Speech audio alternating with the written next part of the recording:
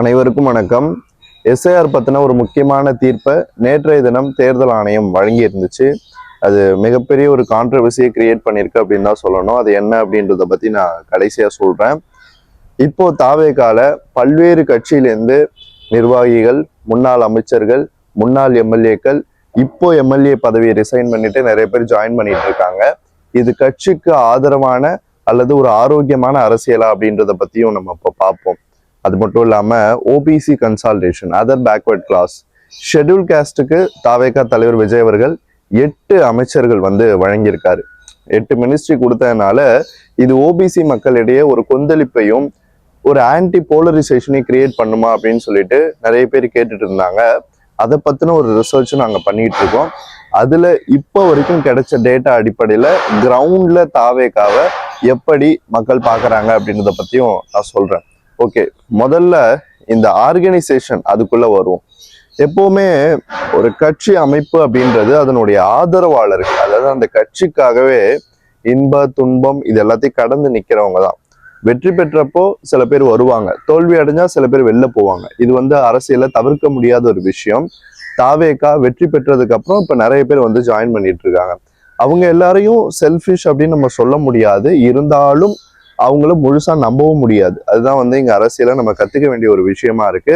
தாவேகாவுக்கு அந்த கட்சி ஸ்டார்ட் பண்ணப்போ எந்த விதமான எதிர்பார்ப்பும் இல்லாம, எந்த விதமான ஆசையும் இல்லாம, இந்த கட்சி ஜெயிக்குமா ஜெயிக்காதா, நம்மளுக்கு இதுல ஏதாவது பெனிஃபிட் இருக்கா, இல்ல அதனால நம்மளுக்கு எந்த பெனிஃபிட்டும் இல்லையா, தலைவர் நம்மளை பார்ப்பாரா பார்க்க மாட்டாரா, எந்த விதமான எக்ஸ்பெக்டேஷனும் இல்லாம போஸ்டர் ஓட்டினால கடைகோடி தொண்டன் அவன் தான் அந்த கட்சிக்கான ஒரு ஆணிவேர் அப்படின்னு சொல்லலாம். அப்படி இருக்கும்போது அந்த மாதிரியான ஆட்களை ரெகனைஸ் பண்ண வேண்டியதுதான் ஒவ்வொரு கட்சியினுடைய தலைமையினுடைய கடமை. ஆனா அதை இப்ப இருக்கிற கட்சிகள் பண்றாங்களான்னு கேட்டீங்கன்னா கிடையாது, அதெல்லாம் பண்றதே இல்லை. இப்போ நீங்க திமுகவை எடுத்துவாங்க, கலைஞர் அவர்கள் இருந்தப்போ ஒரு பேட்டர்ன் இருந்தது. ஆக்சுவலா அவரு ஸ்டேபிளாகி நின்னதுக்கு காரணமே அந்த கேடஸை பிடிச்சி வச்சுக்கிட்டதுதான். நான் கேள்விப்பட்டிருக்கேன், நேர்ல பார்த்தது கிடையாது. எங்க ஃபாதர் அடிக்கடி சொல்லுவாரு, கலைஞர் சாதாரண ஒரு ஒன்றிய செயலாளர் ஏதாவது ஒரு சின்ன கிராமத்துல இருந்து வந்தா கூட அவர் சொல்றதையும் கேட்பாரு, கூப்பிட்டு கேட்பாரு, பாப்பாரு, பேசுவாரு அப்படின்னு சொல்லுவாங்க. அதே மாதிரிதான் நீங்க எம்ஜிஆர் எடுத்துக்கிட்டாலும் பெரிய ஸ்டாரா அவர் இருந்திருக்கலாம். சினிமால இருந்து அவர் பாலிடிக்ஸ்குள்ள வரும்பொழுது மிகப்பெரிய அளவுல கிரிட்டிசிசம் அவர் மேல வைக்கப்பட்டது என்னன்னா, அவர் யாரையுமே பார்க்க மாட்டாரு, அவர் பெரிய ஸ்டாரா இருந்துட்டு வந்திருக்காரு, அவரால் எப்படி அதெல்லாம் ஒண்ணும் இல்லை அப்படின்னாங்க. பட் ஆனா அவரும் நிர்வாகிகள் சொல்றதெல்லாம் கேட்டாரு. நிறைய திட்டங்கள்ல கட்சி நிர்வாகிகளை கலந்து ஆலோசனை பண்ணி தான் ஒரு முடிவுகளை எடுத்தாரு. அதுக்கப்புறம் தான் கவர்மெண்ட் அபிஷியல்ஸோட அவருடைய நெருக்கம் அதிகமாச்சு. ஸோ இந்த மாதிரி பல விஷயங்கள் இருக்கு. மக்கள் தொடர்பு அப்படின்றது ரொம்ப முக்கியமான ஒரு விஷயம். 1991 நீங்க பாத்தீங்கன்னா ஜெயலலிதா அம்மையார் அவர்கள் மிகப்பெரிய வெற்றி பெற்று வந்தாங்க. வந்த உடனே என்ன நினைச்சாங்கன்னா, ஓகே மக்கள் நம்மளை நம்பிட்டாங்க, நம்மளுக்காக வாக்களிச்சிருக்காங்க, ஸோ நம்ம தான் எல்லாமே அப்படின்னு சொல்லிட்டு அவங்க இஷ்டத்துக்கு நிறைய விஷயங்களை பண்ணாங்க. அதுல ஒரே ஒரு சின்ன எக்ஸாம்பிள் சொல்றேன். அந்த ஆடம்பர திருமணம் உங்களுக்கு தெரியும், கிட்டத்தட்ட தாம்பரம் வரைக்கும் டிராஃபிக் ஜாம் ஆச்சு, மிகப்பெரிய அளவுல மக்கள் கொந்தளிச்சாங்க. 1991 கிட்டத்தட்ட 50% வாக்குகளுக்கு மேல போட்டு அவங்கள முதலமைச்சரா தேர்ந்தெடுத்த அதே மக்கள் அடுத்த தேர்தல் 1996 4 இடத்துல சுருக்குனாங்க. வெறும் 4 இடம் தான் அதிமுக வந்துச்சு. அது காரணம் என்னன்னா, மக்கள் எப்படி உங்களை ஒரு உயரத்துல தூக்கி வைக்கிறாங்களோ அதே மாதிரி தூக்கி கீழே போடுறதுக்கு ஒரு சின்ன செகண்ட் கூட யோசிக்க மாட்டாங்க. அதான் உங்களுக்கு நடந்துச்சு. அப்ப புரிஞ்சுட்டாங்க, ஓகே நம்ம ஃபங்க்ஷனரியை நம்ம மதிக்கணும், நம்ம கட்சி ஆட்கள் கூட நம்ம பேசணும், கிரவுண்ட் லெவல்ல இருக்கிற நிர்வாகிகள் கூட நம்ம பேசணும், பாலிடிக்ஸ்ல நிறைய விஷயங்களை நம்ம ஸ்டடி பண்ணணும் அப்படின்னு சொல்லிட்டு அதுக்குள்ள இறங்கினாங்க. அதுக்கப்புறம் சக்சஸ்ஃபுல் லீடரா 2016 வரைக்கும் அவங்க இருந்தாங்க. அதுக்கப்புறம் அவங்க மறைஞ்சிட்டாங்க. ஸோ இது எல்லாமே என்னன்னா ஒரு படிப்பனை தான் அரசியல்ல. ஃபங்க்ஷனரிஸை மதிக்காத கட்சிகளுடைய நிலைமை தான். தாவேகாவை பொறுத்த வரைக்கும் இது கட்சி அமைப்பு ரீதியா ஸ்ட்ராங்கான கட்சியான்னு கேட்டீங்கன்னா அது ஒரு $1 மில்லியன் கொஸ்டின். ஆனா மக்கள் ஆதரவு பெற்ற கட்சி இது. ஏன்னா எவ்வளோ கோடிகள் செலவு பண்ணி, அவ்வளோ பூத் ஏஜென்ட்ஸ் போட்டு, அவ்வளோ ஆர்கனைசேஷனல் ஸ்ட்ரென்த் எல்லாம் கிரியேட் பண்ணி களத்துல நின்ன திராவிட கட்சிகள் கடுமையான பின்னடைவை சந்திச்ச போதிலும் பெரிய அளவு அந்த கட்சி கட்டமைப்பு கிரவுண்ட் லெவல்ல இன்னமும் கிராம அளவுல தாவேகாவுக்கு ஒன்றிய செயலாளர்கள் கிடையாது. அப்படி இருந்தாலும் இன்னைக்கு 108 தொகுதிகள் வரை வெற்றி பெற்று 70க்கும் மேற்பட்ட தொகுதிகள்ல ரெண்டாவது 34% வாக்குகளுக்கு மேல பெற்று அவர் வெற்றி பெற்றிருக்காரு விஜய் அவர்கள். அது காரணம் என்னன்னா அந்த தன்னார்வ அதாவது ட்ரெடிஷ்னல் ஓட்டிங் பேட்டர்னை உடைச்சு ஆர்வத்தோட மக்கள் தன்னெழுச்சியா உருவாக்குன ஒரு ஓட்டிங் பேட்டர்ன். ஸோ அந்த பேட்டர்ன் வந்து கண்டினியூ ஆகணுமா ஆகக்கூடாதா அப்படின்றது தாவேகா தலைவர் விஜய் அவர்களோட கையில தான் இருக்கு. அவருடைய செயல்பாடுகள் தான் அதை தீர்மானிக்கும். அதே மாதிரி நீங்க பாத்தீங்கன்னா இந்த கட்சியினுடைய அமைப்பு ரீதியாவே நீங்க எடுத்துக்கணும். அதர் ஃபங்க்ஷனரிஸை வந்து நீங்க வந்து உள்ள கொண்டு வர உங்க கட்சிக்காக உழைச்ச, இதுக்கு முன்னாடி பல வருடங்களா உங்களுக்காக நின்ன அந்த கேடர் விலகிட்டான்னா அது மிகப்பெரிய பிரச்சனையை வந்து கொண்டு வந்துடும். தேர்தல்கள்ல கடுமையான ஒரு பின்னடைவை கூட அது கொடுக்க வாய்ப்பு இருக்கு. ஏன்னா நம்மளுக்கு இதுல ஒரு ஸ்டேக் இருக்கிறதா நான் பாக்குறேன். ஏன்னா இந்த கட்சியினுடைய தோற்றத்திலிருந்து இது கடந்து வந்த பாதைகள் இது எல்லாத்தையுமே நான் பார்த்துருக்கேன். மேபி எனக்கு இதுக்கு முன்னாடி இருந்த அரசியல் கட்சிகளை பத்தின ஒரு டீட்டெயில்டான அந்த வியூ இல்லாம இருக்கலாம். ஏன்னா எம்ஜிஆர் கட்சி தொடங்கி வந்தப்பெல்லாம் நான் பிறக்க கூட இல்லை. அப்போ வந்து எனக்கு அவரை பத்தி பெருசா எதுவும் தெரியாது. நான் படிச்சது ஸ்டடி பண்ணது அவ்வளவுதான். எனக்கு இருக்கிற கொஞ்சம் பொலிட்டிக்கல் நாலேஜ் யூஸ் பண்ணி நான் சில விஷயங்களை வந்து இப்படிலாம் நடந்திருக்க வாய்ப்பு இருக்கு அப்படின்ட்டு கொஞ்சம் டாட்ஸை கனெக்ட் பண்ணி சில விஷயங்களை நான் வந்து இங்க பேசியிருக்கேன்.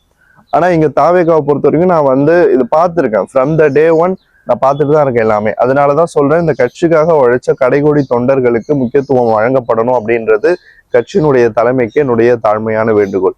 ரெண்டாவது விஷயமா நம்ம பார்க்க இருப்பது வந்து இந்த எஸ்ஐஆர் பத்தின விஷயம். எஸ்ஐஆர் அப்படின்றதுனா என்ன? ஸ்பெஷல் இன்டென்சிவ் ரிவிஷன் அப்படின்னு தான் இவங்க சொல்றாங்க.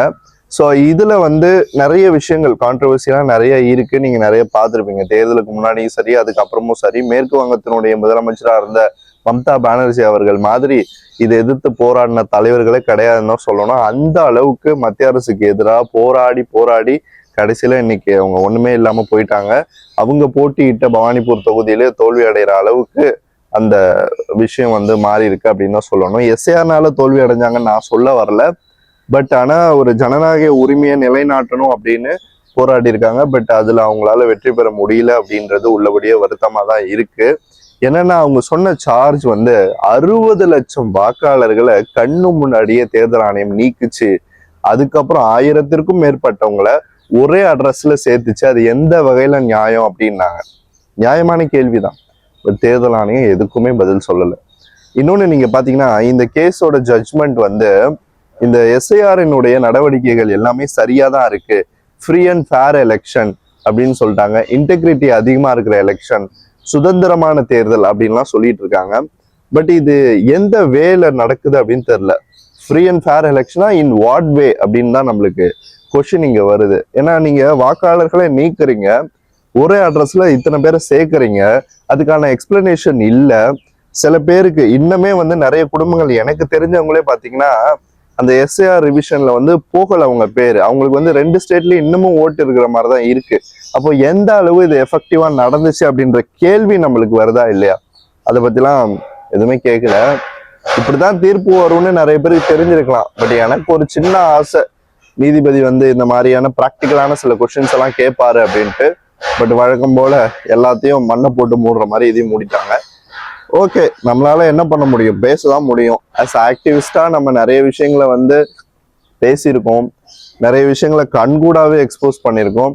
பட் எதுக்குமே தேர்தல் ஆணையமும் சரி, இந்திய நீதிமன்றங்களும் சரி, எதுவுமே வந்து சரியான ஒரு அனாலிசிஸ்குள்ள போலன்னு தான் நினைக்கிறேன். நான் நீதிபதிகளோட தீர்ப்பை குறை சொல்லல. பட் அவங்க இன்னும் பரந்துபட்ட ஒரு பார்வையோட இந்த கேஸ் அணுகலையோ அப்படின்ற ஒரு வருத்தம் தான் எனக்கு இருக்கு. இது ஒரு பக்கம் இருக்கட்டும். அடுத்து நீங்க பாத்தீங்கன்னா இப்போ ஓபிசி கன்சால்டேஷனுக்குள்ள வருவோம். Other backward class. இப்போ தமிழ்நாடு நீங்க எடுத்துக்கிட்டீங்கன்னா ஜாதிவாரி கணக்கெடுப்பு இதுக்கு முன்னாடி எடுத்த இயர்ஸ் நிறைய இருக்கு. அதுபடி பார்க்கும்போது கடைசியா எடுக்கப்பட்டதை பார்க்கும்போது தமிழ்நாட்டுல வன்னியர்கள் தான் அதிகமா இருக்காங்க, 13% இருக்காங்க. அதுக்கு அடுத்தது பட்டியலினத்தவர்கள் இருக்காங்க. அதே மாதிரி ஃபிராக்ஷன்ஸ் நிறைய வரும். அந்த லிஸ்ட்டை வந்து என்னால ஃபுல்லா சொல்ல முடியாதுங்க. அதுபடி நீங்க பாத்தீங்கன்னா ஓபிசி போலரைசேஷன் வருமா அப்படின்னு கேட்டீங்கன்னா வருவதற்கான வாய்ப்பு மிக மிக குறைவு. ஏன்னா இதுக்கு முன்னாடி பல வருடங்கள்ல நம்ம பார்த்துருக்கோம். எப்போதுமே இந்த ஓபிசி டேக் அப்படின்றது அதிமுகவை தான் சென்று சேரும். அதிமுக ஒரு ஓபிசி கட்சியா தான் பல வருடங்களா பயணிச்சிருக்கு. ஏன் அப்படின்னா அதிமுக வெற்றி பெற தேர்தல்கள், ஏதாவது கடும் போட்டி நடந்த தேர்தல்கள், இல்ல மோசமா தோல்வியை தழுவின தேர்தல்கள் அப்படின்னு நீங்க அந்த பேட்டர்னை படிச்சீங்கன்னா அதிகப்படியான நெருக்கடியை சந்திச்ச காலத்துல கூட அதிமுக ஜெயிச்ச இடங்கள் ஓபிசி பெல்ட்டா தான் இருக்கும். அதே மாதிரி ஸ்வீப் பண்ணுது அதிமுக அப்படின்னா ஓபிசி பெல்ட்ல தான் அதிக தொகுதிகளை கைப்பற்றும். எக்ஸாம்பிள் ஈரோடு, சேலம், கடலூர் இந்த மண்டலங்கள்லாம் அம்மையார் ஜெயலலிதா அவர்கள் இருந்தப்பயும் சரி, அதே மாதிரி எம்ஜிஆர் அவர்கள் இருந்தப்பயும் சரி, எடப்பாடி பழனிசாமி அவர்கள் இருந்தப்பயும் சரி, நல்ல குறிப்பிடத்தகுந்த ஒரு வெற்றியை பெற்றிருக்கு, ஸ்வீப்லாம் பண்ணியிருக்கு. ஸோ உண்மையாவே ஓபிசி போலரைசேஷன் கிரவுண்டுக்குள்ள வரணும்னா தலித் லீடர்களினுடைய ஆதிக்கம் வெளிப்படணும். ஆனா அந்த அளவுக்கு இப்ப யாருமே பெரிய அளவுல மேல எழும்பல. இப்போ கொடுக்கப்பட்டிருக்கிற இந்த தலித் அமைச்சர்கள் எல்லாருமே வந்து கிரவுண்ட் லெவல்ல ஆல்ரெடி ஒரு இமேஜை பில்டு பண்ணுவாங்க. இப்ப ராஜ்மோகன் அவர்களா இருக்கட்டும், அவர் ஆல்ரெடி சோசியல் மீடியால நிறைய விஷயங்களை பேசியிருக்காரு. அவருக்கு ஒரு குறிப்பிட்ட கம்யூனிட்டி சார்ந்த பிராண்டு கிடையாது, அவர் பொதுத்தலை லீடரா தான் நிக்கிறாரு. அந்த மாதிரிதான் நிறைய பேர். இப்ப கமலி அவர்கள்லாம் நீங்க பாத்தீங்கன்னா அவங்க ரொம்பவே ஒரு சாதாரண ஒரு பின்னணியை சேர்ந்தவங்க. ஸோ இவங்க எல்லாருமே வந்து கிரவுண்ட் லெவல்ல ஒரு ஆதிக்கம் செலுத்தல லீடர்ஸா மேலெழும்பி ஓபிசி போலரைசேஷனை தூண்ட முடியாது. இது வந்து பிராக்டிக்கலான விஷயம். எம்ஜிஆர் அவர்கள் காலத்திலே வந்து ஷெட்யூல் காஸ்ட் மக்கள் அவருக்கு நிறைய ஓட்டு போட்டாங்க. பட் அதனால ஓபிசி மக்கள் அவரை நோக்கி வர்றதை நிறுத்தல, அவங்க வந்துகிட்டு தான் இருந்தாங்க. அந்த மாதிரிதான் இதுவும் விஜய் அவர்களுக்கு எதிராக அதர் பேக்வர்ட் கிளாஸை தூண்டி விடுற மாதிரியான சில விஷயங்களை சில பேர் பண்ணிட்டு இருக்காங்க. அதே மாதிரி வன்னியர்களை புறக்கணிச்சிட்டாருன்னு சொல்லிட்டு ஒரு பொய் பிரச்சாரம். அது நான் பல முறை வந்து ட்விட்டர்ல அதை பத்தி நான் நிறைய பேசியிருந்தேன். ஆக்சுவலா 4 வன்னியர்களுக்கு வந்து முக்கியமான பொறுப்புகள் வழங்கப்பட்டிருக்கு, இன்க்ளூடிங் சபாநாயகர். ஸோ இது எல்லாமே வந்து கண்ணை மூடிட்டு நான் பார்ப்பேன் அப்படின்னு பேசுற எதிர்கட்சிகளுக்கு நம்ம ஒண்ணுமே சொல்ல முடியாது. அதனால எல்லாத்துலயுமே ஒரு குற்றம் கண்டுபிடிச்சிட்டு இவங்க பண்ணிட்டு இருக்காங்க. ஸோ ஒரு ஆட்சி அதிகாரத்தை பொறுத்த வரைக்கும் தலை இருக்கும்போது வாழை ஆடக்கூடாதுன்னு சொல்லுவாங்க. ஆனா அந்த மாதிரி சில விஷயங்கள் நடந்துட்டு இருக்கு. நான் யாரை சொல்றேன்னு உங்களுக்கு தெரியும், புரிஞ்சுக்கிட்டா சரி.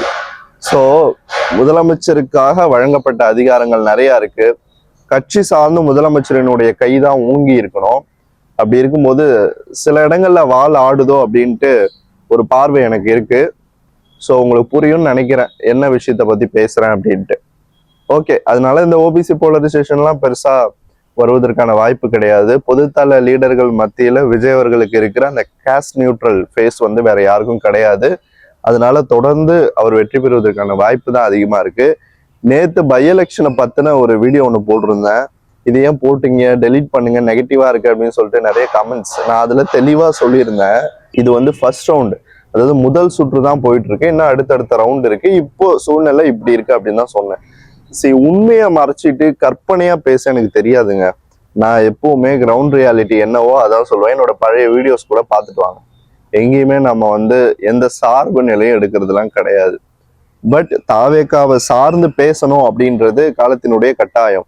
ஏன்னா அந்த கட்சி தமிழ்நாட்டுக்கு ரொம்ப தேவை. இப்போ இருக்கிற திராவிட கட்சிகளை எதிர்த்து ஒரு கட்சி வெற்றி பெற்ற ஆட்சிக்கு வர முடியும் அப்படின்னா தாவேக்கா தான் அப்படின்னு சொல்லிட்டு இப்போ இல்ல 4 மாசத்துக்கு முன்னாடி பேசின ஒரே ஆள் நான் தான்.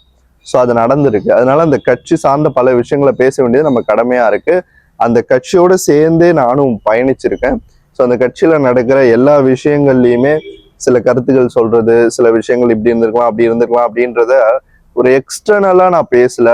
எனக்கு வந்து அந்த கட்சி கூட ஒரு நெருங்கிய தொடர்பு மனசளவுல இருக்கு. அது என்னன்னு எனக்கு தெரியாது. I am not expecting any thing from the party. நான் எதுவுமே எக்ஸ்பெக்ட் பண்ணல. பட் ஒரு விஷயங்கள் இப்படி நடக்கும்போது அந்த கட்சி வந்து எங்கேயுமே ஒரு பின்னடைவை சந்திச்சிடக்கூடாது அப்படின்ற ஒரே ஒரு நோக்கம் தான். மனசளவுல எனக்கு அவ்வளவுதான், மற்றபடி எதுவுமே கிடையாது. நான் இது வரைக்கும் எந்த பெனிஃபிட்டையும் அங்க வாங்கினது கிடையாது, யாருக்கிட்டையும் பேசணும் கிடையாது. பட் இந்த கிரவுண்ட் லெவல்ல நம்ம நடக்கிற விஷயங்களை எக்ஸ்பிளைன் பண்ணிட்டு இருக்கோம். கருத்துருவாக்கம், நெரேட்டிவ் அப்படின்னு சொல்லுவாங்க. உங்களுக்கு தெரியாதுங்க, இந்த ஃபீல்டுக்குள்ள, அதாவது இந்த சர்வே இதெல்லாமே நான் டெலிகாஸ்ட் பண்றேன்ல, இதுக்கு பின்னாடி எக்கச்சக்கமான விஷயங்கள்லாம் நடந்திருக்கு. என்னோட பர்சனல் லைஃப்ல சொல்றேன். அது எல்லாத்தையுமே நல்லா ஓப்பனா இங்க பேச முடியாது. நிறைய விஷயங்களை நம்ம வந்து தியாகம் பண்ண வேண்டியது இருந்திருக்கு. நிறைய வருத்தப்பட வேண்டிய விஷயங்கள்லாம் நடந்திருக்கு. நிறைய சோகமான சம்பவங்களும் நடந்திருக்கு. பட் நம்பிக்கை தானே எல்லாமே. என்னால முடியும் அப்படின்ற ஒரு கான்ஃபிடென்ஸ் தான் என்னை இவ்வளவு தூரம் கொண்டு வந்து விட்டுருக்கு. லைஃப்ல வந்து நம்ம நிறைய விஷயங்களுக்கு வந்து ஆசைப்படுவோம். நிறைய விஷயங்கள் கிடைக்கும், கிடைக்காம போகும். எல்லாரும் அவங்க லைஃப்ல ஹீரோவா இருக்கணும்னு ஆசைப்படுவாங்க. ஆனா என்ன பண்றது, எல்லாருமே ஒரு சைட் கேரக்டரா தானே இருக்க முடியுது. அதுதான் வந்து எனக்கும் நடக்குதோ அப்படின்னு தான் தோணுது.